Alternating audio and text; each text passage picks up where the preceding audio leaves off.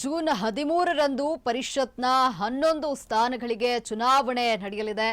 ವಿಧಾನಸಭೆಯಿಂದ ಪರಿಷತ್ತಿಗೆ ಆಯ್ಕೆಯಾಗುವಂತಹ ಏನು ಸದಸ್ಯರು ಜೂನ್ 3ಕ್ಕೆ ನಾಮಪತ್ರ ಸಲ್ಲಿಕೆ ಮಾಡಲು ಕಡೆಯ ದಿನ. ಈಗಾಗಲೇ 3 ಪಕ್ಷಗಳಲ್ಲಿ ರಾಜಕೀಯ ಚಟುವಟಿಕೆ ಗರಿಗೆದರಿದೆ. ಕಾಂಗ್ರೆಸ್ಗೆ 7, ಬಿಜೆಪಿಗೆ 3, ಜೆಡಿಎಸ್ಗೆ 1 ಸ್ಥಾನ ಖಚಿತವಾಗಿದ್ದು, ಬಿಜೆಪಿಯಲ್ಲಿ ಪರಿಷತ್ನ 3 ಸ್ಥಾನಗಳಿಗೆ ತೀವ್ರ ಪೈಪೋಟಿ ನಡೀತಾ ಇದೆ. ಇನ್ನು ಮೈಸೂರು ಭಾಗಕ್ಕೆ ಪರಿಷತ್ ಸ್ಥಾನವನ್ನು ನೀಡಲು ಬಿಜೆಪಿ ಒಂದು ಕಡೆ ಚಿಂತನೆ ನಡೆಸ್ತಾ ಇದೆ. ಪರಿಷತ್ ಸ್ಥಾನಕ್ಕೆ ಬಿಜೆಪಿಯಲ್ಲಿ ಆಕಾಂಕ್ಷಿಗಳ ಸಂಖ್ಯೆ ಹೆಚ್ಚಾಗಿದೆ. ಬಿಜೆಪಿ ಒಬಿಸಿ ಮೋರ್ಚಾ ರಾಜ್ಯ ಅಧ್ಯಕ್ಷ ರಘು ಕೌಟಿಲ್ಯ, ಬಿಜೆಪಿ ರಾಜ್ಯ ಉಪಾಧ್ಯಕ್ಷ ರಾಜೇಂದ್ರ, ಮಾಜಿ ಎಂಎಲ್ಎ ರಾಮದಾಸ್, ಬಿಜೆಪಿಯ ಮುಖಂಡ ಮೈವಿ ರವಿಶಂಕರ್, ಸಂದೇಶ್ ಸ್ವಾಮಿ ರೇಸ್ನಲ್ಲಿದ್ದಾರೆ. ಈಗಾಗಲೇ ಪಕ್ಷದ ಹಿರಿತನ ಜಾತಿ ಸಮೀಕರಣದ ಬಗ್ಗೆ ಚರ್ಚೆಯಾಗ್ತಾ ಇದ್ದು, ತೀವ್ರ ಕುತೂಹಲವನ್ನ ಕೆರಳಿಸಿದೆ ಬಿಜೆಪಿ ಅಭ್ಯರ್ಥಿಗಳ ಆಯ್ಕೆ ವಿಚಾರ. ಇನ್ನು ಜೂನ್ 13ರಂದು ಪರಿಷತ್ನ 11 ಸ್ಥಾನಗಳಿಗೆ ಚುನಾವಣೆ ನಡೆಯಲಿದ್ದು, ವಿಧಾನಸಭೆಯಿಂದ ಪರಿಷತ್ತಿಗೆ ಸದಸ್ಯರು ಆಯ್ಕೆಯಾಗಲಿದ್ದಾರೆ. ಜೂನ್ 3ಕ್ಕೆ ನಾಮಪತ್ರ ಸಲ್ಲಿಕೆ ಮಾಡಲು ಕಡೆಯ ದಿನವಾಗಿದ್ದು, ಈಗಾಗಲೇ 3 ಪಕ್ಷಗಳಲ್ಲಿ ರಾಜಕೀಯ ಚಟುವಟಿಕೆ ಗರಿಗೆದರಿದೆ. ಈ ಬಗ್ಗೆ ಹೆಚ್ಚಿನ ಮಾಹಿತಿ ನೀಡಲು ನಮ್ಮ ಪ್ರತಿನಿಧಿ ಯಶಸ್ ಮಾವತೂರ್ ಡೆಸ್ಕ್ನ ನೇರ ಸಂಪರ್ಕದಲ್ಲಿದ್ದಾರೆ. ಯಶಸ್, ಏನು ಜೂನ್ 13ರಂದು ಪರಿಷತ್ನ 11 ಸ್ಥಾನಗಳಿಗೆ ಚುನಾವಣೆ ನಡೆಯಲಿರುವಂಥದ್ದು, ಇನ್ನು ಚುನಾವಣೆಗೆ ಸಾಕಷ್ಟು ಪೈಪೋಟಿ ಇದೆ. 3 ಪಕ್ಷಗಳು ಕೂಡ ತಯಾರಿಯನ್ನ ನಡೆಸಿಕೊಳ್ತಾ ಇದೆ. ಬಗ್ಗೆ ಹೆಚ್ಚಿನ ಮಾಹಿತಿ ಏನಿದೆ? ಹೌದು ಲಕ್ಷ್ಮಿ, ಬಹಳ ಪ್ರಮುಖವಾಗಿ ಈಗಾಗಲೇ ರಾಜ್ಯದಲ್ಲಿ ಸಾಕಷ್ಟು ಚುನಾವಣೆಗಳ ಕಾವು ಏರತೊಡಗಿದೆ ಅಂತಲೇ ಹೇಳ್ಬೋದು. ಈಗಾಗಲೇ ಲೋಕಸಭಾ ಚುನಾವಣೆಯಿಂದಾಗಿ ಈಗಾಗಲೇ ಫಲಿತಾಂಶಕ್ಕಾಗಿ ಸಾಕಷ್ಟು ಜನ ಉತ್ಸುಕತೆಯಿಂದ ಕಾಯ್ತಾ ಇದ್ದಾರೆ. ಅದೇ ರೀತಿ ಶಿಕ್ಷಕರ ಕ್ಷೇತ್ರದ ಚುನಾವಣೆಯು ಕೂಡ ಅಷ್ಟೇ ರೀತಿಯಾಗಿ ಚಟುವಟಿಕೆಯಿಂದ ನಡೀತಾ ಇದೆ. ಇದರ ಒಳಗೊಂಡಂತೆ ಈಗಾಗಲೇ ವಿಧಾನಸಭೆಯಿಂದ ವಿಧಾನ ಪರಿಷತ್ಗೆ ಹೋಗುವಂತಹ 11 ಸ್ಥಾನಗಳು ತೆರವಾಗಿರ್ತಕ್ಕಂಥದ್ದು. ಹೀಗಾಗಿ 13ನೇ ತಾರೀಕು ಅಂದರೆ ಜೂನ್ 13ನೇ ತಾರೀಕು ಇದಕ್ಕೆ ಚುನಾವಣೆ ಇರ್ತಕ್ಕಂಥದ್ದು. ಹೀಗಾಗಿ ಕಾಂಗ್ರೆಸ್ಗೆ 7 ಸ್ಥಾನ, ಬಿಜೆಪಿಗೆ 3 ಸ್ಥಾನ ಹಾಗೂ ಜೆಡಿಎಸ್ಗೆ 1 ಸ್ಥಾನದ ಅರ್ಹತೆ ಇರ್ತದೆ. ಹೀಗಾಗಿ ಆ ಪಕ್ಷಗಳು ಕೂಡ ತೀವ್ರ ಲಾಬಿಯಾಗಿದೆ. ಬಹಳ ಪ್ರಮುಖವಾಗಿ ಭಾರತೀಯ ಜನತಾ ಪಾರ್ಟಿಯಲ್ಲಿ ಈ ಭಾಗದಲ್ಲಿ ಮೈಸೂರು ಭಾಗಕ್ಕೆ 3 ಸ್ಥಾನಗಳಿದೆ. ಇದರಲ್ಲಿ ಮೈಸೂರು ಭಾಗಕ್ಕೆ ಒಂದು ಅವಕಾಶವನ್ನು ಕೊಡಬೇಕು ಅಂತ ಕೊಡಿ ಎನ್ನುವಂತಹ ಕೂಗು ಕೂಡ ಇದೆ. ಆದರೆ ಇಲ್ಲೂ ಕೂಡ ಆಕಾಂಕ್ಷಿಗಳ ಸಾಲೆ ಇದೆ ಅಂತ ಹೇಳಿದ್ರು ಕೂಡ ತಪ್ಪಾಗಿಲ್ಲ. ಬಹಳ ಪ್ರಮುಖವಾಗಿ ಮೈಸೂರು ಭಾಗದಲ್ಲಿ ಮೈಸೂರು, ಮಂಡ್ಯ, ಚಾಮರಾಜನಗರ, ಕೊಡಗು ಸೇರಿದಂತೆ ನಾವು ನೋಡೋದಾದರೆ 4 ಜಿಲ್ಲೆಗಳಲ್ಲೂ ಕೂಡ ಈಗಾಗಲೇ ಒಬ್ಬ ಬಿ ಜೆ ಪಿಯ ಪ್ರತಿನಿಧಿ ಇರ್ತಕ್ಕಂಥದ್ದು.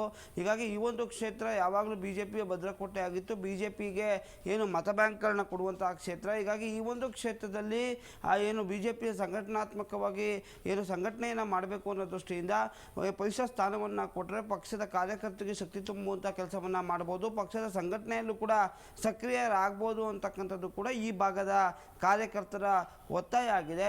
ಇದಕ್ಕೆ ಪೂರಕವಾಗಿ ಈಗಾಗಲೇ ರಾಜ್ಯಾಧ್ಯಕ್ಷರಾಗಿರ್ಬೋದು ಅಥವಾ ವರಿಷ್ಠರು ಕೂಡ ಗ್ರೀನ್ ಸಿಗ್ನಲ್ ಕೊಟ್ಟಿದ್ದಾರೆ ಎನ್ನುವಂತಹ ಮಾಹಿತಿ ಇದೆ. ಆದರೆ ಇಲ್ಲೂ ಕೂಡ ಸಾಕಷ್ಟು ರೀತಿಯಾದ ಪಕ್ಷದ ಹಿರಿತನ ಅಥವಾ ಪಕ್ಷಕ್ಕೆ ಅವರ ಕೊಡುಗೆ ಹಾಗೂ ಬಹಳ ಪ್ರಮುಖವಾಗಿ ಈ ಒಂದು ಪರಿಷತ್ ಸ್ಥಾನ ಏನಿದೆ, ಈ ಒಂದು ಸ್ಥಾನಕ್ಕೆ ಕೊಡಬೇಕಾದ್ರೂ ಕೂಡ ಸಾಕಷ್ಟು ಮಾನದಂಡಗಳನ್ನ ಪಕ್ಷ ತಾಳೆ ಆಗ್ತಾ ಇದೆ. ಹೀಗಾಗಿ ಸಾಕಷ್ಟು ಜನ ಆಕಾಂಕ್ಷಿಗಳು ಕೂಡ ಇರ್ತಕ್ಕಂಥದ್ದು. ಕಳೆದ 2 ಲೋಕಲ್ ಬಾಡಿ ಎಲೆಕ್ಷನ್ ಅಥವಾ ಸ್ಥಳೀಯ ಸಂಸ್ಥೆ ಚುನಾವಣೆಯಲ್ಲಿ 2 ಬಾರಿ ಸ್ಪರ್ಧೆಯನ್ನು ಮಾಡಿ ಕಡಿಮೆ ಅಂತರದಿಂದ ಸೋತಂತಹ ಹಾಗೂ ಬಿ ಜೆ ಪಿಯ ಒಬಿಸಿ ಮೋರ್ಚಾದ ರಾಜ್ಯಾಧ್ಯಕ್ಷರು ಆಗಿರುವಂತಹ ರಘು ಕೌಟಿಲ್ಯ ಅವರು ಕೂಡ ಪ್ರಬಲ ಆಕಾಂಕ್ಷಿ ಆಗಿರ್ತಕ್ಕಂಥದ್ದು. ಯಾಕಂದರೆ ಒಂದು ಹಿಂದುಳಿದ ಸಮುದಾಯಕ್ಕೆ ಸೇರಿದಂಥವರು.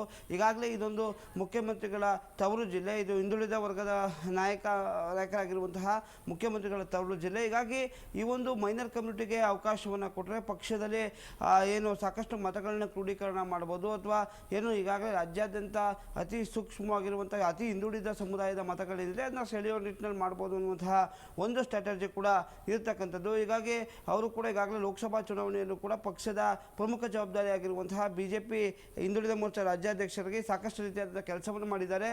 ಹೀಗಾಗಿ ಅವರು ಕೂಡ ರೇಸ್ನಲ್ಲಿ ಇರ್ತಕ್ಕಂಥದ್ದು. ಮತ್ತೊಬ್ಬರಾದಂತಹ ರಾಜೇಂದ್ರ ಅವರು ಕೂಡ ಬಿ ಜೆ ಪಿ ಉಪಾಧ್ಯಕ್ಷರಿಗೆ ಸಾಕಷ್ಟು ವರ್ಷಗಳಿಂದ ಒಂದು MLC ಆಕಾಂಕ್ಷಿ ಆಗಿರ್ತಕ್ಕಂಥದ್ದು. ಅವರು ಕೂಡ ಹಿಂದುಳಿದ ವರ್ಗದ ಸಮುದಾಯಕ್ಕೆ ಬರ್ತಾರೆ. ಹೀಗಾಗಿ ಅವರು ಕೂಡ ಪ್ರಬಲ ಆಕಾಂಕ್ಷಿ ಆಗಿದ್ದಾರೆ. ಯಾಕಂದರೆ ಪ್ರತಿ ಚುನಾವಣೆ ಬಂದಾಗಲೂ ಕೂಡ ರಾಜೇಂದ್ರ ಅವರ ಹೆಸರು ತಳಕಾಗ್ತದೆ.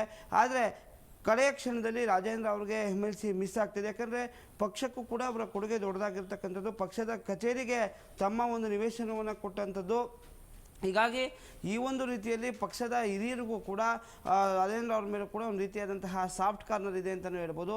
ಮತ್ತೊಬ್ಬರಾದಂತಹ ಈ ಭಾಗದ ಅಂದರೆ ಈ ಮೈಸೂರು ವಿಭಾಗದ BJP ಹಿರಿಯ ನಾಯಕರಾಗಿರುವಂತಹ ಮೈವಿ ರವಿಶಂಕರ್ ಅವರು ಕೂಡ ಈಗಾಗಲೇ ಮೈವಿ ರವಿಶಂಕರ್ ಅವರು ಕೂಡ 2 ಬಾರಿ ಕೂಡ ಪದವೀಧರ ಕ್ಷೇತ್ರದಲ್ಲಿ ಚುನಾವಣೆಗೆ ನಿಂತಿದ್ದರು. ಆದರೆ ಪಕ್ಷದ ಆಂತರಿಕವಾದಂತಹ ಕಿತ್ತಾಟ ಇರ್ಬೋದು, ಆಂತರಿಕವಾಗಿ ಅವರು ಸೋಲನ್ನು ಅನುಭವಿಸಬೇಕಾಗಿತ್ತು. ಹೀಗಾಗಿ ಈ ನಿಟ್ಟಿನಲ್ಲಿ ಅವರು ಕೂಡ ಈ ಬಾರಿ ನಮಗೊಂದು ಅವಕಾಶವನ್ನು ಕೊಡಬೇಕು, ಯಾಕಂದರೆ ಬ್ರಾಹ್ಮಣ ಸಮುದಾಯಕ್ಕೂ ಕೂಡ ಪರಿಷತ್ನಲ್ಲಿ ಅವಕಾಶ ಸಿಗುತ್ತೆ ಎನ್ನುವಂತಹ ಮಾತು ಕೂಡ ಕೇಳಿ ಬರ್ತಾ ಇದೆ. ಇದರ ಒಳಗೊಂಡಂತೆ ಈಗಾಗಲೇ ಮಾಜಿ ಸಚಿವರಾದಂತಹ ರಾಮದಾಸ್ ಅವರ ಹೆಸರು ಕೂಡ ಕೇಳಿ ಬರ್ತಾ ಇದೆ ಎನ್ನುವಂಥ ಮಾಹಿತಿ ಇದೆ. ಆದರೆ ಅಧಿಕೃತವಾಗಿ ರಾಮದಾಸ್ ಅವರು ಎಲ್ಲೂ ಕೂಡ ನನಗೆ ಒಂದು ಅವಕಾಶ ಮಾಡಿಕೊಡಿ ಅಥವಾ ಪಕ್ಷದ ಕೆಲಸವನ್ನು ಮಾಡ್ತೀನಿ ಅಂತೇಳಿ ಈಗಾಗಲೇ ವಾರಣಾಸಿಯಲ್ಲಿ ತಮ್ಮದೇ ಆದಂತಹ ಬೆಂಬಲಿಗರು ಅಥವಾ ಪಕ್ಷದ ಕಾರ್ಯಕರ್ತರ ಜೊತೆ ಮೋದಿಯವರ ಪರವಾಗಿ ಕ್ಯಾಂಪೇನ್ ಮಾಡ್ತಾ ಇದ್ದಾರೆ. ಭಾಳ ಪ್ರಮುಖವಾಗಿ ಈಗಾಗಲೇ ಈ ಒಂದು 4 ವಿಭಾಗಗಳು ಅಥವಾ 4 ಜಿಲ್ಲೆಗಳಿದೆ. ಇಲ್ಲಿ ಒಕ್ಕಲಿಗ ಸಮುದಾಯ ಸಾಕಷ್ಟು ಪಾರುಪತ್ಯವನ್ನು ಸಾಧಿಸ್ತಿದೆ ಹಾಗೂ ಪ್ರಬಲವಾಗಿರುವಂಥ ಸಮುದಾಯ. ಹೀಗಾಗಿ ಮಾಜಿ ಮೇಯರ್ ಆಗಿರುವಂಥ ಸಂದೇಶ್ ಸ್ವಾಮಿ ಕೂಡ ಈ ಒಂದು ಕ್ಷೇತ್ರ ಅಥವಾ ಈ MLC ಸ್ಥಾನ ಕೂಡ ಕೇಳ್ತಾ ಇರ್ತಕ್ಕಂಥದ್ದು. ಯಾಕಂದರೆ ನರಸಿಂಹರಾಜ ಕ್ಷೇತ್ರದಲ್ಲಿ 2 ಬಾರಿ ಸ್ಪರ್ಧೆಯನ್ನು ಮಾಡಿರ್ತಕ್ಕಂಥದ್ದು.